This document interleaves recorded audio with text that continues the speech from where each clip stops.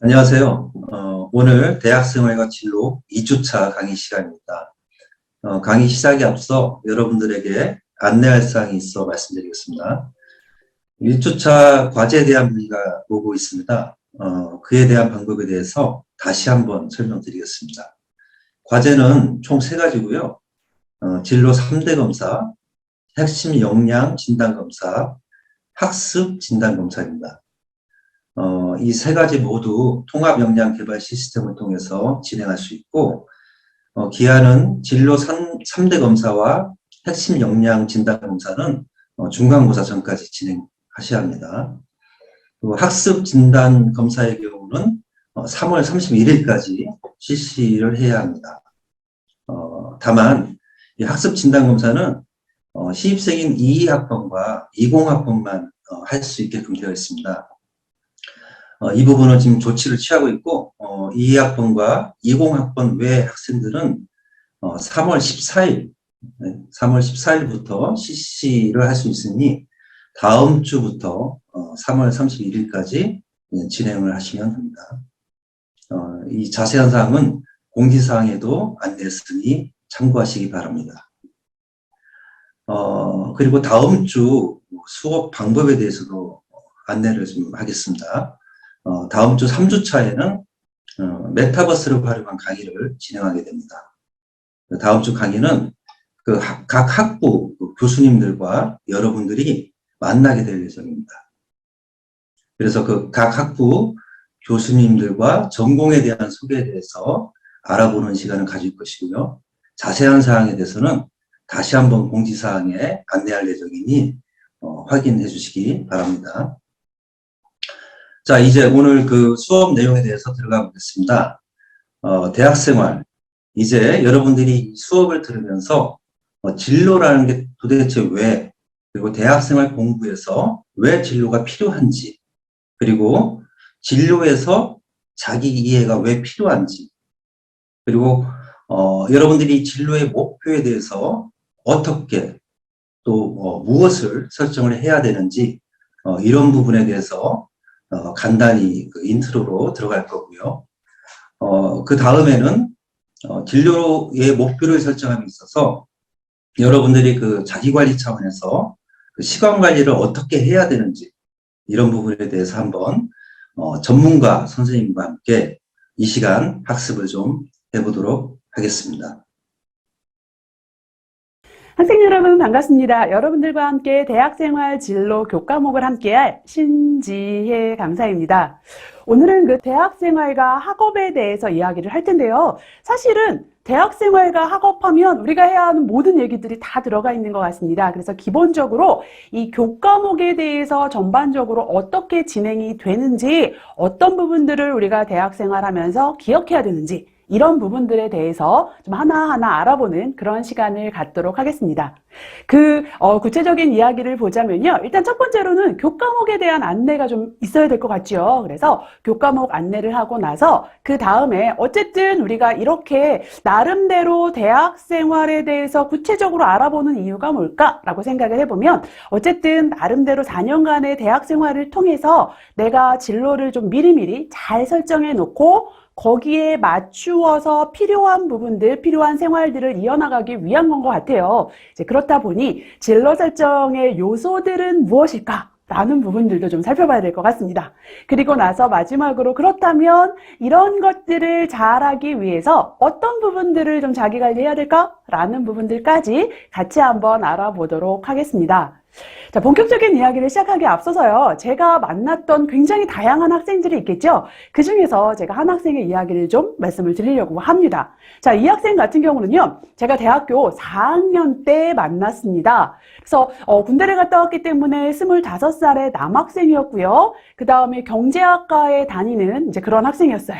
나름대로 굉장히 공부 열심히 했죠. 이제 보시면 아시겠지만, 그죠? 영어 성적도 굉장히 좋고, 오픽 성적도 역시나 좋습니다. 그죠? 뿐만 아니라 나름대로 경제학과임에도 불구하고 중국어 공부까지 했어요. 중국어 공부까지 해서 굉장히 높은 등급의 성적을 가지고 있다라는 것도 우리가 확인할 수가 있습니다. 그리고 보시면 아시겠지만 학점 어때요? 우와, 아름다운 학점, 그죠? 굉장히 좋은 학점을 가지고 있고, 이 친구의 기타 어떤 다른 활동들을 보자면 어학연수 갔다 왔고 아르바이트한 경험이 1년 정도 있기는 하나, 그 외에 다양한 봉사활동이라든가 동아리 활동 혹은 기타 대외 활동이라든가 이런 부분들이 특이점이 별로 없는 이런 상황이었었습니다. 그래서 이제 이 친구를 만나서 시작은 이렇게 합니다. 4학년이니까 어디에 취업하고 싶어요? 이렇게 시작을 합니다. 어디에 취업을 하고 싶어요? 라고 이야기를 했더니만 이 친구 이야기가요. 저는요, 사실은 어떤 직무로 일을 해야 될지는 아직 결정 못했습니다. 그래서 그냥 제가 경제학과를 졸업했기 때문에 이 전공을 가지고 취업 가능한 직무면 뭐 어떤 거든 저는 상관없을 것 같아요. 라고 이야기를 했습니다. 자, 그렇다면 기업은요? 물어봤더니 솔직하게 이야기하면요, 제가 특별히 가고 싶은 기업이 있다기보다는 그냥 남들이 봤을 때, 그래, 취업 잘했네, 라고 인정받을 만한 소위 대기업에 저는 취업하면 될 것 같아요. 왜요? 내 주변의 어떤 친구들이라든가 동기들 혹은 선배들이 대기업에 되게 많이 갔거든요. 그래서 저 또한 그러고 싶습니다. 라는 게 목표였던 거예요.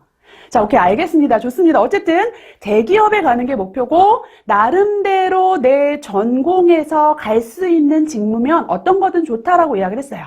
이제 그때부터 이야기를 시작을 합니다. 본격적인 이야기 시작을 하죠. 일단은 직무를 먼저 결정을 해야 된다. 왜냐하면 사실은 경제학과에서 갈 수 있는 직무하면 대표적으로 우리가 회계 뭐 많이 생각을 합니다. 회계나 재무 뭐 이런 쪽 많이 생각을 하는데 어때요? 물어봤어요. 그랬더니 글쎄요. 이렇게 시작을 해요. 그죠? 그래서, 그래요? 뭐, 그것도 딱히, 저는 이거 하고 싶어요.는 아닌 것 같네요. 그럼 어떤 직무가 있을까요? 뭐 이야기를 하다가 보니까, 이 친구 같은 경우에는 사실은 솔직하게 이야기하면 제가 공부를 열심히 하기는 했지만, 특별히 재무, 회계, 이쪽 분야에 관심이 있는 것 같지는 않습니다. 뭐 이런 이야기를 하는 거죠. 그렇다면 어떤 게 좋을까를 이제 하나하나 찾아보기 시작을 했어요. 다양한 어떤 분석 방법들을 통해서, 아시죠? 여러분들도 앞으로 할 겁니다.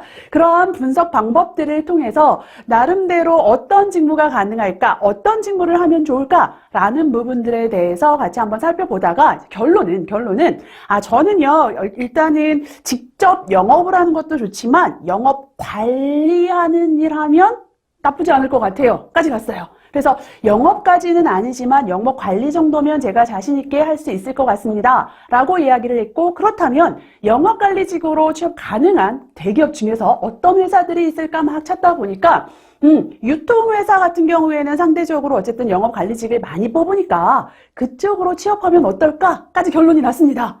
네, 목표가 드디어 생겼어요. 언제? 4학년 때. 목표가 생겼습니다. 자, 그렇다면 어쨌든 간 지금까지 내가 학점 열심히 따왔고 외국어 공부 열심히 하기는 했으나 그것만 가지고 사실은 우리가 취업시장에서 소위 경쟁력 있다라고 말하기는 좀 어려울 것 같습니다. 자, 그렇다면 지금부터 우리 뭐 하면 될까요? 나름대로 짧으면 한 학기, 길면 한 1년 정도 남았다라고 볼 수가 있는데 이 기간 동안에 뭐 하면 좋을까요? 라고 물어봤더니 자, 물론 아직은 여러분들은 좀 먼 이야기 같기는 해요. 그죠? 그런데 뭐 주변의 선배들이나 아니면 나름대로 들은 이야기들을 통해서 이 학생이 뭘 하면 좋을까요? 여러분들 생각은 어떠십니까?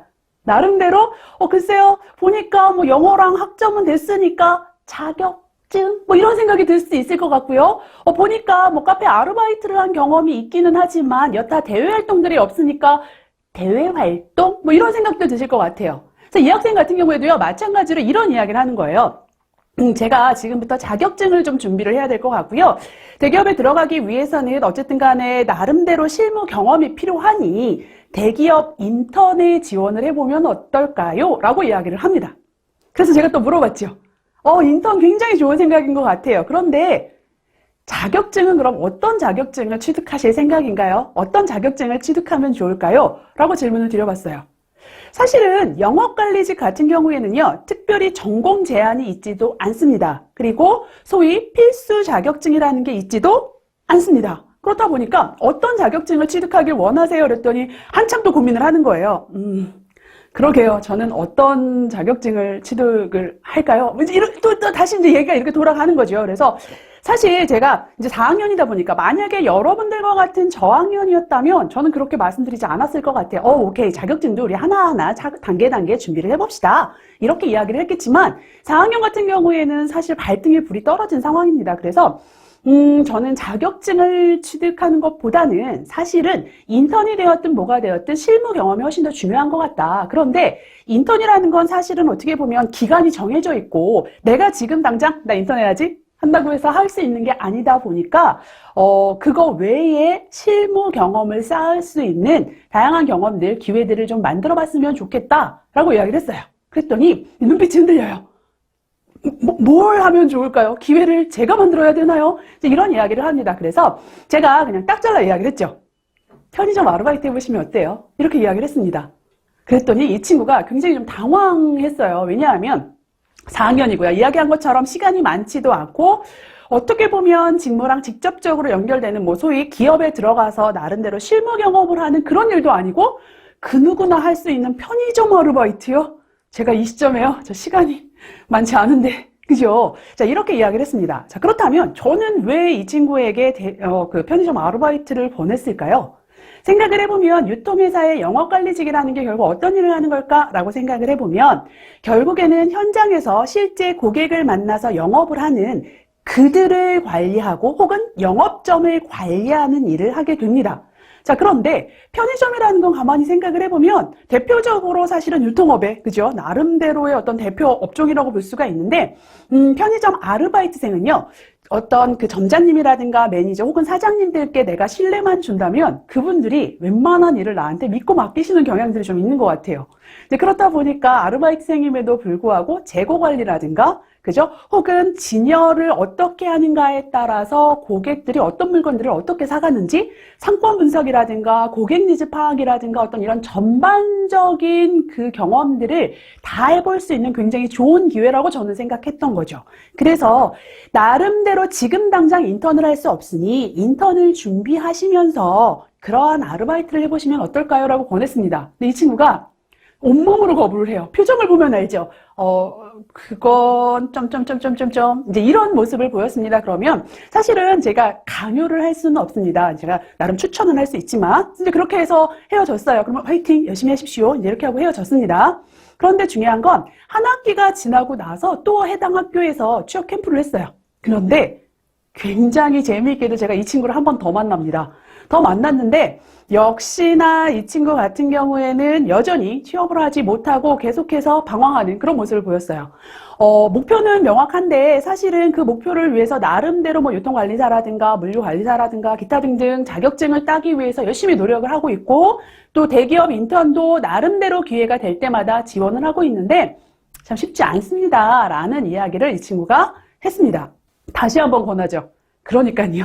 편의점 아르바이트를 해보면 어떨까요? 라고 권했어요. 그랬더니만 이 친구가 한 학기 전과는 굉장히 달라진 모습을 볼 수가 있었습니다. 그래서 결론적으로는 이 친구 같은 경우에는 편의점 아르바이트를 시작을 했고요. 한 2개월 정도 편의점 아르바이트를 하고 나서 진짜 감사하게도 대기업 인턴의 기회까지도 갖게 됩니다. 그리고 나서 졸업하고 그 해에 바로가 아니라 그 해에 나름의 좀 더 준비를 해서 그의 결국엔 목표한 바를 이루게 되는 모습을 제가 볼 수가 있었습니다. 어쨌든 중요한 건 굉장히 열심히 학교 생활했어요. 그죠? 지금 이 학생을 보면 굉장히 나름대로 학점 관리를 위해서 열심히 준비했고 남들 다 하는 영어 공부라든가 심지어는 제2외국어 공부까지도 굉장히 열심히 준비를 했습니다.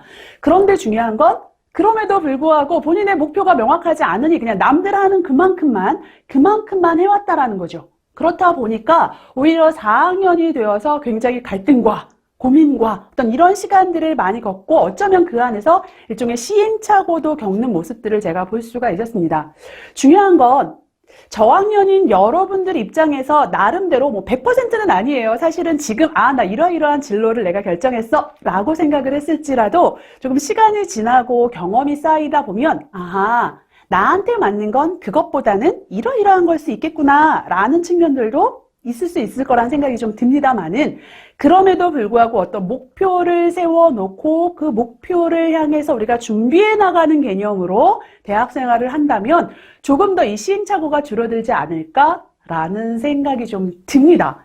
실제로 제가 그랬던 친구도 또 만났어요. 이 친구는 정말로 얼마 전에 만난 친구인데 이 친구의 전공은요 영어 영문학입니다. 자, 영어 영문학과를 나왔다라고 생각을 하면 많은 분들 같은 경우에 나름대로 외국어 관련된 일이거나 혹은 해외에서 할 수 있는 일이거나 아니면 뭐 무역회사, 어떤 이러한 일들을 굉장히 다양하게 생각을 하는 경우들이 많은데 이 친구 같은 경우에는 이제 정말 감사하게도 이 친구도 그 저학년 때 이런 수업을 들었대요. 이런 수업을 들으면서 본인의 진로에 대해서 진지하게 고민을 해보니까 1학년 때는 그냥 지나갔는데 2학년 초에 나름대로 확고한 결정을 내렸답니다. 아하, 나는 영어를 잘하기는 하지만 그것만 가지고 오로지 영어만 활용하는 일이 아니라 그 영어가 도움이 되면서 좀 다른 업종의 일을 하는 게 나한테 잘 맞겠구나라고 생각을 했고요. 어느 쪽으로 방향을 잡았냐면 IT.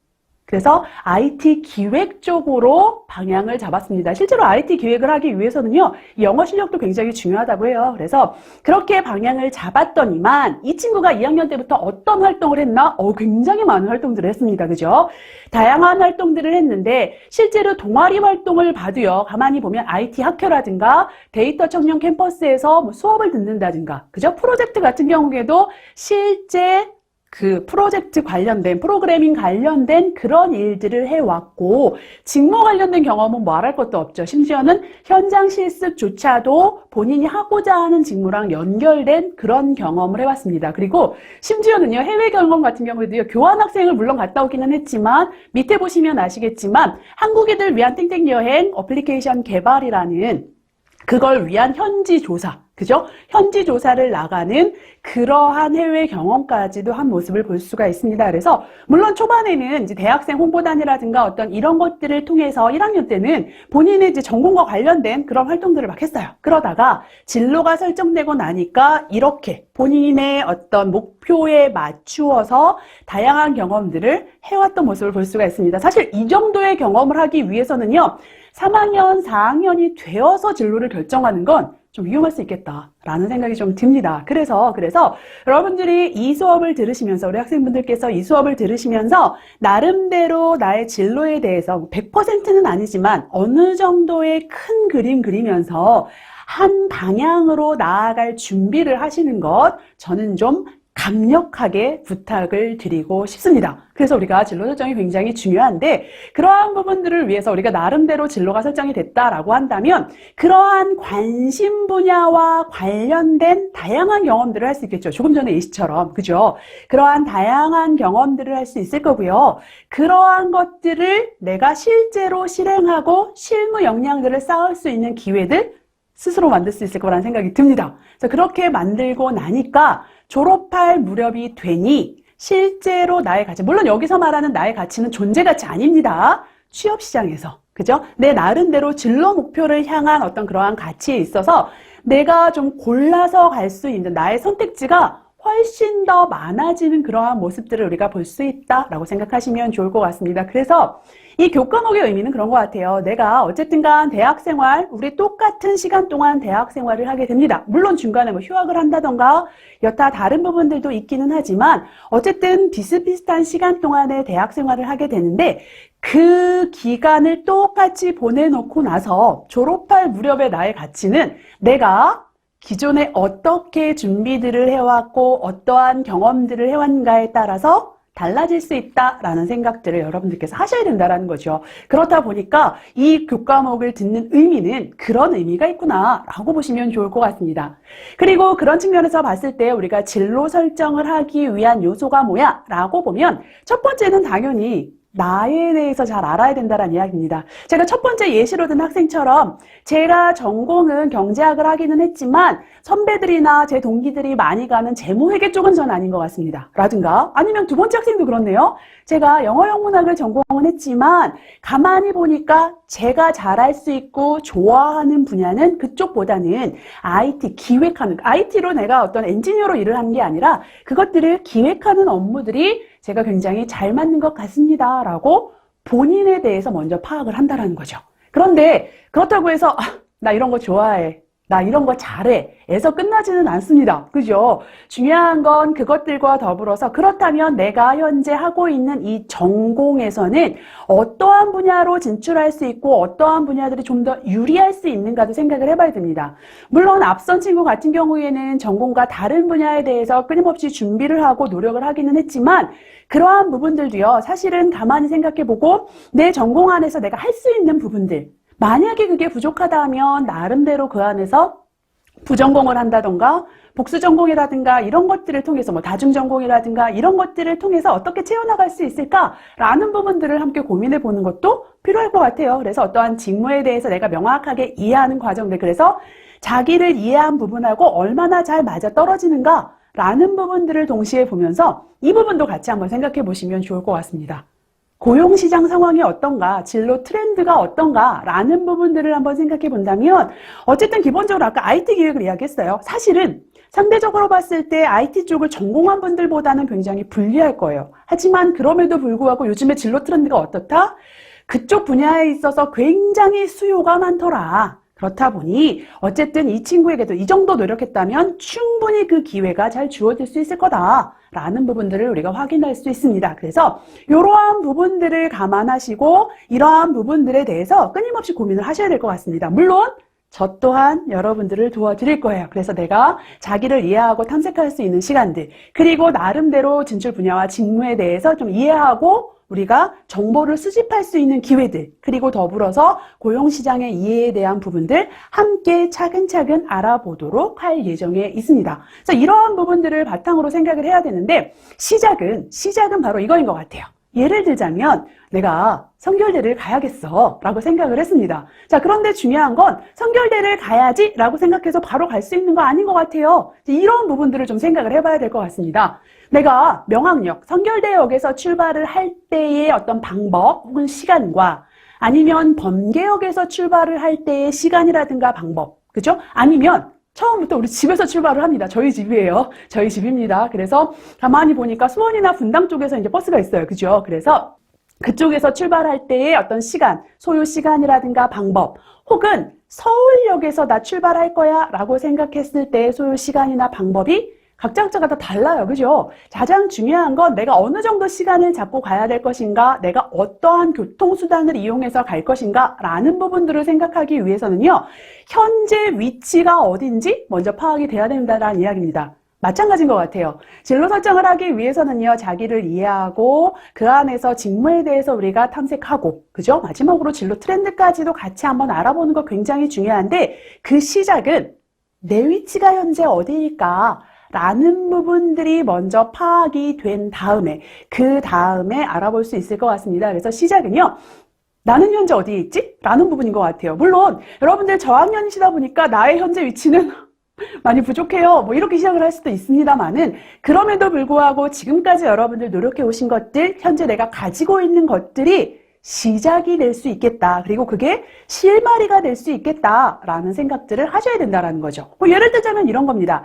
지금까지 나름대로 내가 고등학교를 거쳐오면서 여러 가지 경험들, 그리고 입학한 후에 어쨌든 시간이 길진 않지만, 그죠? 나름대로 경험해 왔던 것들, 그리고 실제 내가 현재 가지고 있는 나의 어떤 성격이라든가 여기서 이야기하는 취미라는 건요, 단순하게 내가 좋아하는 활동도 되지만 더불어서 좀 잘할 수 있을 경쟁력을 가질 만한 활동이라든가 아까 이야기한 것처럼 또 혹은 내가 좀 유난히 좀 좋아하는, 선호하는 활동이라든가 이런 부분도 될 수 있을 것 같아요. 이것들 현재 가지고 있는 거죠. 그리고 더불어서 굉장히 중요한 것, 우리가 참 많이 잊게 되는 것. 내가 실제로 가지고 있는 것들 중에서 어쩌면 졸업할 무렵에 날 진로 목표를 향해서 나아갈 때 가장 큰 무기가 될 수 있는 건 현재 나의 전공일 수 있다는 겁니다. 어찌됐든지 간에 기본적으로 4년 동안 내가 열심히 공부하고 배우고 익히고 나름대로 노력해온 그 부분들이 나의 차별화된 경쟁력이 될 수 있다라는 생각들 하시면 좋을 것 같습니다. 그래서 전공 또한 현재 이미 내가 가지고 있는 부분들, 물론 그 안에서 나름대로 정보를 탐색해보고 분석을 하다가 이 전공도 물론 필요한데 그것과 더불어서 플러스 알파가 필요해 하면 뭐 하면 된다? 말씀드린 것처럼 복수전공이라든가 부전공을 통해서 조금 더 내가 나아갈 수 있는 기회들을 미리미리 만들어야 돼요. 실제로 이제 그런 친구들이 있어요. 2학년을 다니다 보니까 복수 전공이 되게 절실하게 필요해요. 정말 감사하게도 우리 여러분들 대부분의 경우에는 기본적으로 이미 벌써 준비를 하고 계실 거란 생각이 들지만 2학년을 다니다가 복수 전공을 해야겠어 라고 생각이 되면 이제 고민을 하게 됩니다. 진짜 해야 되나? 내가 1년 학교 더 다녀야 되나? 이런 고민들을 하게 되는 경우들이 굉장히 많은데 어쨌든 그러한 부분들까지도 함께 생각해 봐야겠다. 그리고 이런 것들을 통해서 현재 나의 위치가 어디인가 라는 부분들을 살펴보고 나서 그 다음에 목표를 설정하는 과정들을 가지면 좋겠다라고 보시면 좋을 것 같습니다. 그리고 실제로요, 어떤 그러한 목표들을 우리가 설정하기 위해서요, 전제 조건이라고 한다면 이제 이런 부분이 될 수 있을 것 같아요. 일단 첫 번째로는요, 어쨌든 대학 생활을 잘하는 거 굉장히 중요합니다. 그죠? 그러기 위해서는 전반적으로 이 대학 생활에 대해서 내가 좀 이해하고 알고 시작하는 게 굉장히 중요한 것 같아요. 실제로 제가 만나본 많은 친구들이요, 내가 대학 생활을 하면서 얻을 수 있는 부분들, 혹은 가질 수 있는 혜택들, 혹은 기회들, 이런 것들에 대해서 몰라서 못하는 경우들이 너무나 많더라는 이야기입니다. 혹은 늦게 깨달아서, 나한테 1년만 더 있었어도, 이렇게 생각하는 친구들이 굉장히 많더란 이야기입니다. 그래서 기본적으로 대학 생활에 있어서 어떤 기본 틀 잡아가는 것들이 일단 중요할 것 같아요. 그리고 두 번째로 아까 이야기한 것처럼 나에 대해서 명확하게 이해하는 과정들도 또한 중요하겠죠. 그리고 여기서 끝나지 않습니다. 많은 친구들이 여기까지 열심히 따라와요. 따라오다가 중요한 건 마지막 순간에 있어서 에고고 힘들다 라고 생각하는 경우들이 굉장히 많은데 어쨌든 자기를 좀 관리하는 과정들이 필요할 것 같습니다. 더더군다나 요즘에는 수업이 대면으로 이루어지고 또 일부는 이렇게 온라인을 통해서 이루어지고 하다 보니까 그 안에서 그 기회들을 굉장히 잘 활용하는 친구들도 있지만 많은 학생분들께서 오히려 관리가 좀 어렵다, 힘들다 이야기하시는 분들도 계시더라는 거죠. 그래서 어떤 이런 부분들을 우리가 전반적으로 살펴보면 좋겠다라는 생각들을 하시고요. 그러한 부분들을 지금부터 저와 함께 살펴볼 거다라고 보시면 될 것 같습니다. 좀 더 구체적으로 보자면 이제 이러한 순서로 교과목이 이루어질 예정에 있습니다. 오늘은 이제 제가 말씀드린 것처럼 일단은 우리가 오프닝이에요, 오프닝. 그죠? 이렇게 이야기를 했다라고 한다면 이 다음부터는 이러한 순서들로 교과목의 과정들이 이루어질 것이고요. 이러한 과정들을 통해서 제가 말씀드린 것처럼 기본적으로 우리가 이 대학 생활을 알차게 보내기 위한 준비들이 이루어질 것이고, 그죠? 거기에 대해서는 내가 뭘 어떻게 해야 되는지, 어떻게 정보들을 얻어야 되는지, 내가 어떤 기회들을 가질 수 있는지 라는 부분들이 좀 이해가 돼야 될 것 같아요. 그래서 그러한 부분들을 전체적으로 좀 정리를 하고 나서 말씀드린 것처럼 도대체 나라는 사람이 잘할 수 있는 것, 경쟁력을 가질 수 있는 건 무엇인가 라는 부분들에 대해서 한번 좀 살펴볼 예정에 있습니다. 그래서 그런 것들을 다 살펴보고 나서 자, 이제 됐습니다. 준비 끝나셨죠가 아니라 그렇다면 내가 지금까지 가진 다양한 정보들을 활용해서 어쨌든 알찬 대학 생활을 통해서 나의 어떤 진로 목표를 목표를 달성하는 어떤 노력들을 해 나가야 되는데 그러기 위해서 이러이러하게 관리하시는 것 필요합니다. 라는 이야기가 끝나면 한 학기가 마무리된다라고 보시면 될 것 같습니다. 그래서 한 학기 동안요, 어떻게 보면 사실은 선생님 따라가기 좀 어려워요 라는 부분들도 있을 것 같고요. 또 어떤 부분은 사실은 제가 이렇게 뭐 짧게 이야기한다고 해서 다 됐습니다. 하지는 않을 수도 있어요. 그죠? 그러한 부분들에 대해서 어느 정도는 우리가 이렇게 강의를 듣고 나서 내 나름대로 정리해보고 생각해보고 하는 시간들이 필요할 수도 있어요. 그리고 저는 그러한 부분들을 부탁을 드릴 겁니다. 자, 학생 여러분 아시죠? 요러요러한 것들 꼭 정리해 보시기 바랍니다. 라든가 아니면 지금 화면 멈추세요. 멈추시고 작성해 보십시오. 라고 부탁드리는 부분들 있을 수 있습니다. 그러한 부분들을 우리 학생 여러분들께서 한 학기 동안 함께 충실하게 잘 하신다면 틀림없이 졸업하실 무렵에 웃으면서 그죠? 행복한 어떤 시간을 가지고 졸업하실 수 있을 거라고 믿으면서요. 오늘 강의 마무리하도록 하겠습니다.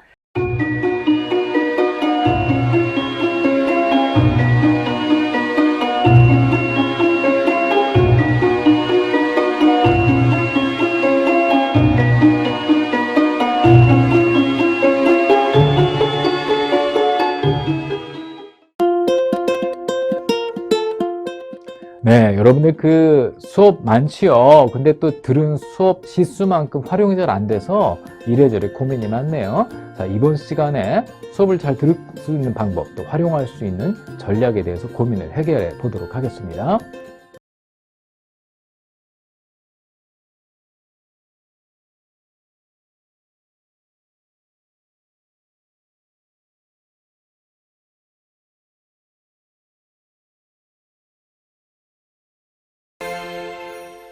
자, 이번 시간에는 수업 활용 기술에 대해서 배워보도록 하겠습니다. 저는 박동혁 교수입니다. 자, 여러분들 수업을 진행하는 교수님들은 다 알고 있는 사실인데요. 수업 시간에 어떤 학생이 집중하는가는 아무리 많은 학생이 앉아 있어도 대부분의 교수들은 금방 알 수 있습니다. 그리고 또 하나 재미있는 사실은 수업 중에 집중했다고 느껴진 학생들이 대체로 학점이 좋아요. 자, 왜 그럴까요? 아무래도 대학 수업은요, 중고등학교 때하고 달라갖고 학원이 있는 게 아니기 때문에 수업을 통해 거의 전적으로 모든 정보가 전달이 되지요. 그러니까 교수님들은 자신이 알고 있는 전문 지식을 수업 시간을 통해서만 전달하기 때문에 대학 수업은 그 중요도가 중고등학교 때보다 더 높아질 수밖에 없습니다. 굳이 수업을 잘 들어야 되는 이유를 좀 다시 정리해 볼게요. 첫 번째는 교과 이해 때문이에요. 이제 가끔 그런 생각이 들어요. 아이, 뭐 저거 굳이 수업 안 들어도 나 혼자 전공책 읽으면서 정리하지 뭐 하는데 막상 책을 펴보면 내용 자체가 너무 어렵죠. 전공책들은. 그래서 사실은 이제 몇 배의 시간이 듭니다. 하지만 수업은 그 분야 전문가가 내용을 전달해 주기 때문에 수업에 집중하면은 아무래도 한 3, 4배 정도 더 빠른 이해가 가능하겠지요. 두 번째는요, 기억 때문에 그래요. 이 기억의 관건은 반복이죠. 그러니까 한 번만 보고 들은 걸 기억하는 건 불가능합니다. 그러니까 몇 번을 공부를 해야 되는데 그러면은 반복할 거리가 있어야 되지 않습니까? 그래서 보통은 수업을 중심으로 공부하는 게 가장 유리한 학습 효과를 유발시켜요. 그래서 이를테면 수업 전에 미리 조금 보는 예습과 또 수업 때 집중해서 듣는 것, 또 수업 끝나고 나서 뭐 복습, 뭐 이런 방식의 자연스러운 반복 학습이 가능하겠죠. 자, 수업을 좀 챙겨야 될 세 번째 이유는요, 잘 아시겠지만은 시험 문제는 그 과목 담당 교수님이 출제합니다. 혼자서 아무리 열심히 공부해도 출제자의 의도가 뭔지를 모르면 사실은 시험 준비하기 굉장히 어렵습니다. 근데 교수님들은요, 그 분야 전문가로서, 그러니까 사실은 이제 핵심을 미리 생각하고 들어오지요. 더군다나 어떨 때 제일 그런 걸 많이 주냐면 시험 직전이에요. 제가 제일 안타깝게 생각하는 건 시험 즈음에 시험 공부한다고 수업을 안 들어온 학생들이 있어요. 근데 사실은 시험 거의 전 수업쯤 되면 교수님들이 이미 출제가 끝났기 때문에 뭐가 나올 만한지를 강조해 줄 수밖에 없거든요. 그런 걸 챙기면은 훨씬 효율적으로 공부할 수 있겠죠.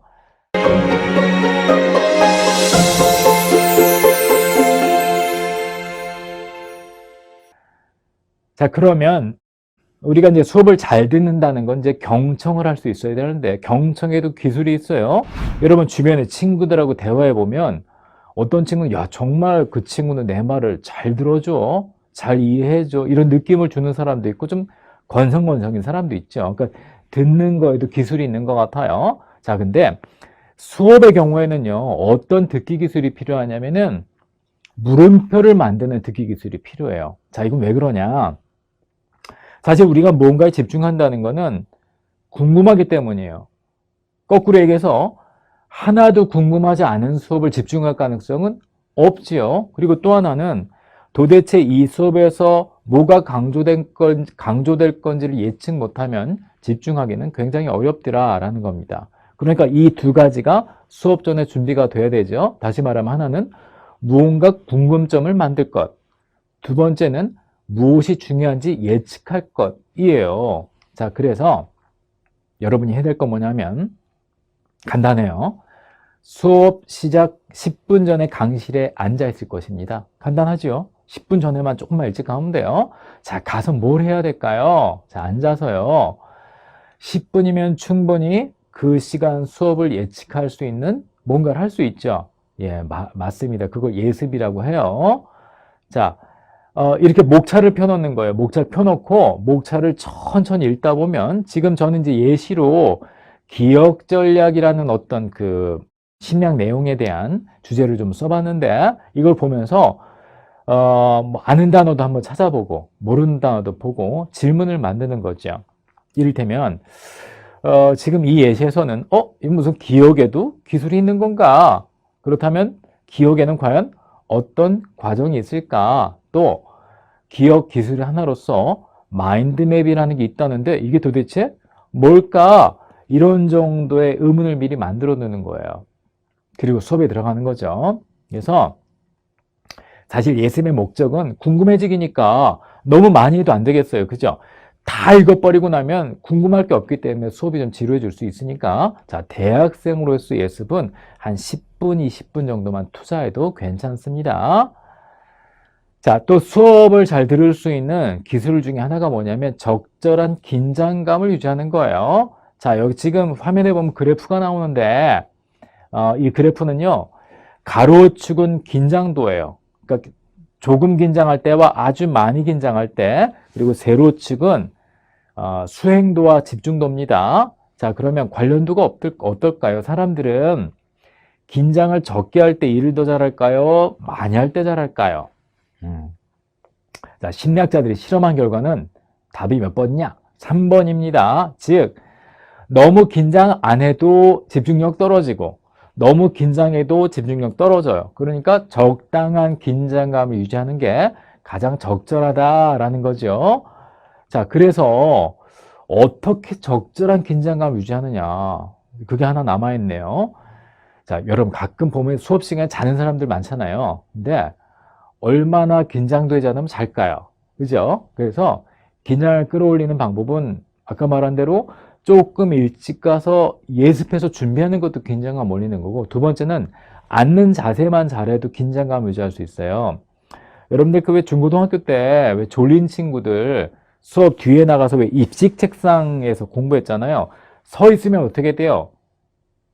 그러니까 신체가 바닥에 닿는 면이 줄어들면 근육 긴장도가 높아지기 때문에 실제로 집중력이 조금 더 좋아지거든요. 그러니까 졸릴 때는 차라리 서서 공부하죠. 근데 문제가 뭐예요? 다리가 아파서 오래 못 서 있습니다. 그래서 앉아서 긴장감을 유지하는 방법이 뭐냐면 웬만하면 꼭 이렇게 앉으세요. 의자에 앉을 때 발바닥은 땅에 붙여요. 그리고 엉덩이는 의자 맨 뒤까지 밀어 넣습니다. 그 상태에서 그대로 허리만 띄는 거예요. 그러면 왜 우리 척추가 이렇게 S로 딱 돼 있을 때가 제일 예쁜 척추 각도라고 하지요. 그러니까 수업 시간에 등을 떼고 엉덩이를 밀어넣고 딱 앉으면 허리가 쫙 꼿꼿하게 펴지면서 몸에 적당한 긴장감이 생겨서 집중하게 좋은 자세를 유지할 수 있습니다. 자, 그 다음에요.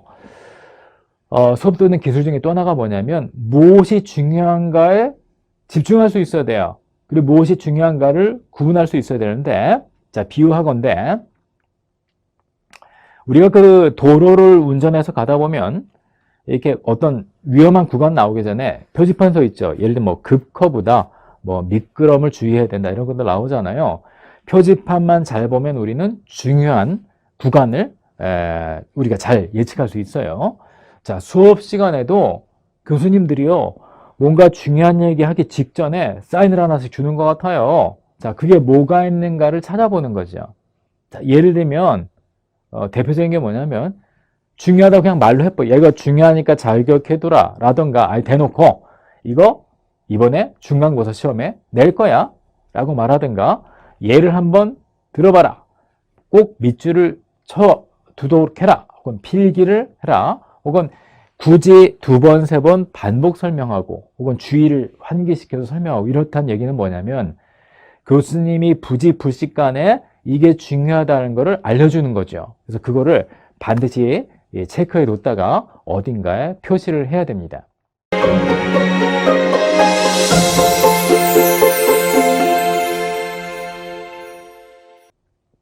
자, 그러면 잘 들었어요. 수업 끝난 다음 뭘 해야 될까요?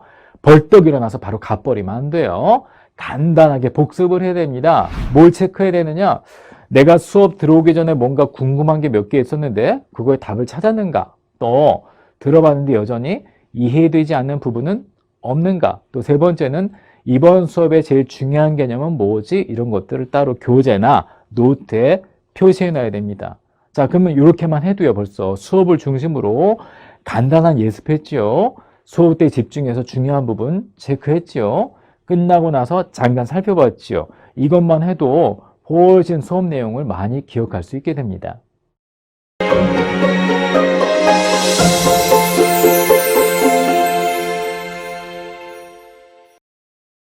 자, 수업을 열심히 듣는 거 중요한데요.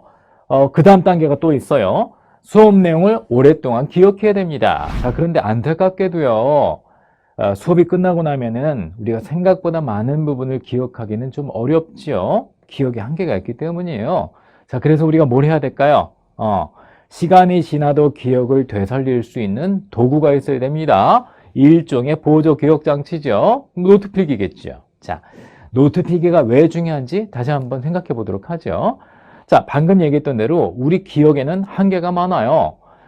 여러분들 혹시 에빙하우스의 망각곡선이라고 들어봤나요? 자, 사람이 얼마나 기억한 내용을 잊어버리게 되는가를 갖다가 시간 단위로 기록했던 유명한 실험인데요. 놀랍게도요, 100% 기억이 가능한 사실도 1시간 동안 다른 일을 하면 50% 이상 망각되는 걸로 알려졌죠. 그러니까 수업 열심히 들어도 다음 시간 듣고 나면 반은 날아갔다는 얘기입니다. 그러므로 노트 필기를 해야 되겠죠.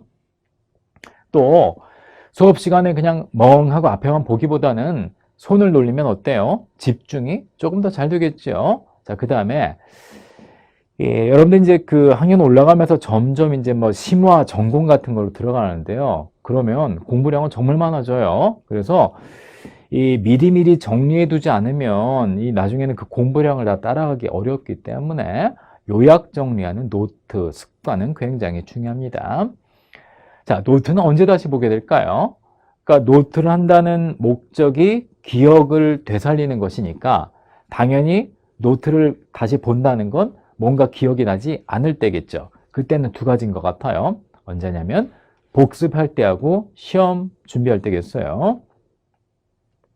자, 그러면 노트가 중요하다는 건 우리 모두 알고 있는데 도대체 어떻게 만들어야 되느냐죠? 그러면 좋은 노트의 기준을 좀 세워보도록 하지요. 자, 딱 펴질 때 기억이 딱 나게 해주는 좋은 노트는요. 첫 번째, 너무 방대하면 안 돼요. 그러니까 중요한 내용만 컴팩트하게 요약 정리돼야 된다가 첫 번째 기준입니다. 그러니까 무슨 이렇게 속기사처럼 교수님이 강연하는 거 몽땅 다쓸 생각하지 말고 수업 전에 이렇게 간단하게 예습해서 중요한 거 뭔지 알았잖아요. 그거 위주로 쓰는 게 좋다라는 겁니다. 자, 두 번째는 개요 번호와 들여쓰기 해야 돼요.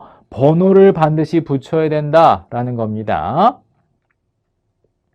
자, 개요 번호 얘기는 뒤에 가서 자세하게 다시 설명해 줄게요. 자, 세 번째 요소는요. 여백을 좀 넉넉히 남겨야 돼요. 자, 수업 때 필기가 끝이 아니에요. 그러니까 이 수업은 좀 빠르게 진행되기 때문에 놓치는 것도 있고 나중에 보충해야 되는 부분들 많거든요. 그래서 여백을 넉넉히 두면서 필기하는 게 더 효과적입니다. 그 네 번째는 뭔가 규칙이 있어야 돼요. 이제 중요한 거를 막 표시할 건데 막 이 색깔 섞다 저 색깔 섞다 막 그러면 안 되잖아요. 펜 색깔에 대한 자기 나름대로의 규칙을 정해놓고 있어야 된다라는 겁니다. 너무 화려하면 안 돼요. 자, 그런데요, 뭐 귀찮게 교수님이 뭐 교환도 나눠주고 뭐 다른 친구들 노트하는 거 빌려서 복사하면 되지 뭐 이런 생각 할 수도 있지만 노트는 직접 만들어야 효과가 생겨요. 왜냐? 내가 요약 정리했다는 게 뭐냐면 이해했다는 얘기예요. 이해 못한 건 요약이 불가능하거든요. 그러니까 어떻게 해서든 노트를 시도해라 라는 거고 그 다음에 중요도 구분이 돼요. 그러니까 무엇이 중요하고 덜 중요한지는 내가 예측해야 되잖아요. 그리고 또 보통 노트는 수업 시간에 많이 만들잖아요. 그러니까 담당 교수님 수업을 들은 걸 토대로 하기 때문에 더 많은 문제를 예상할 수 있다라는 겁니다. 그리고 노트를 이렇게 하고 뭐 내용 보충을 하고 복습을 하다 보면 그 과목에 대한 자신만의 강약점도 쉽게 파악할 수 있어요.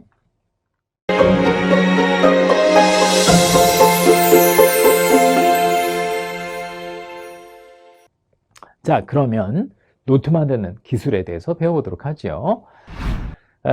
사실은 뭐 제일 효과적인 노트가 뭐냐라고 하면 알려져 있는 거는 코넬 노트법이라고 불러요. 코넬 대학교에서 학생들한테 많이 실시했다고 하네요. 자, 뭐 어찌 보면 간단하면서도 또 뭐 복잡한데요. 여러분 그 코넬 노트는 팔아요, 시중에. 이렇게 옆에 줄친 노트죠. 한 2, 3cm. 본인이 줄을 쳐도 상관없어요. 그래서 이제 화면 보면서 설명해 드릴게요. 이제 넓은 쪽을 수업 내용 정리칸이다 라고 부르고, 옆에 좁은 쪽을 핵심 단어 칸이다 그렇게 부르는데요. 수업 내용 정리칸은 어떻게 하냐면 제일 처음에 중요한 내용 위주로 써야 됩니다. 요약해서 쓰란 얘기예요. 그 두 번째, 개요 번호하고 들여쓰기를 해야 돼요. 그리고 세 번째는 중요한 내용엔 따로 표시하는데, 여러분 나름대로 표시법 있어요?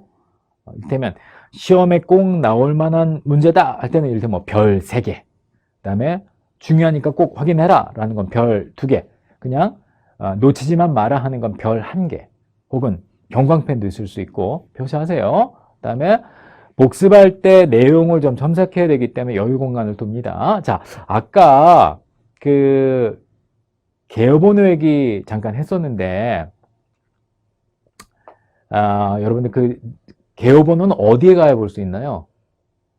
그거는 교과서 목차에 있지요? 그래서 그 목차 가지고 핵심 단어도 찾고, 그렇게 합니다. 자, 좀 세부적으로 들어가 보죠. 자, 수업 내용 정리칸 어떻게 만드는지 보도록 할게요. 일단 맨 위에 그날 수업의 제목을 크게 씁니다. 굵은 글씨로. 그 다음에 학습 목표를 바로 아래쪽에 기록하세요.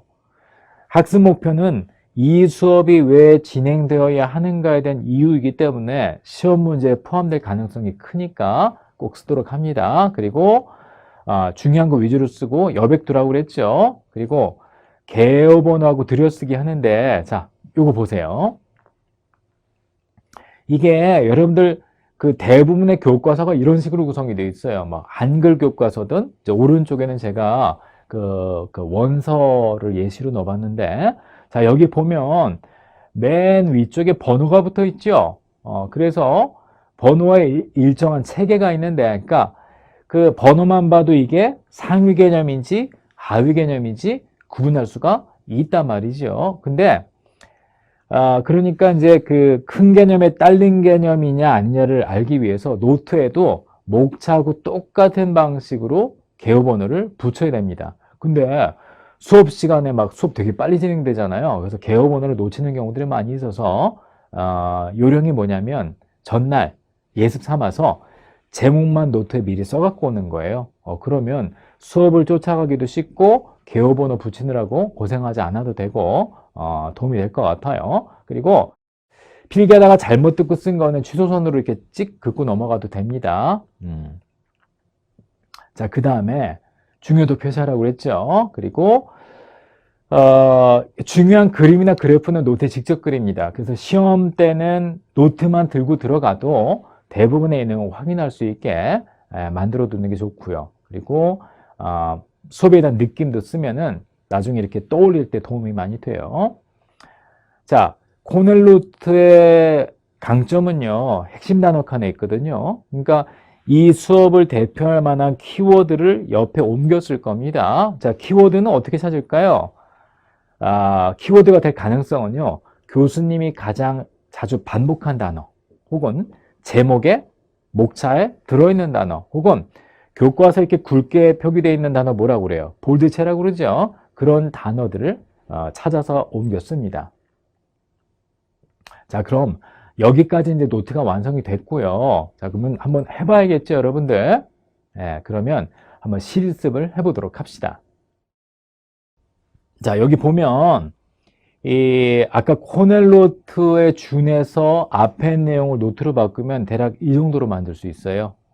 보면 맨 위에 번호 붙여 있죠. 크게 제목을 쓰고 그 밑에 학습 목표를 쓰고 그 다음에 이제 중요한 내용만 요약해서 씁니다. 또 중요하다고 생각되는 부분에는 별 표시도 하고 필요하다면 그림도 그리죠. 그리고 왼쪽에다가는 키워드만 따로 옮겨서 씁니다. 자, 일단은 처음에는 이제 쉬운 거 가지고 연습을 해보는 거예요. 그래서 만약에 된다 그러면은 조금 더 어려운 질문을 해볼까요? 자, 이거는 심리학개론에 나오는 일부 내용이에요. 좀 더 어려울 겁니다. 제목은 효과적인 기억 전략인데요. 번호도 미리 붙어 있네요. 자, 똑같이 연습해 볼까요? 잠깐 화면을 멈추고 요거를 오른쪽 칸에다가 노트로 한번 옮겨 봅시다.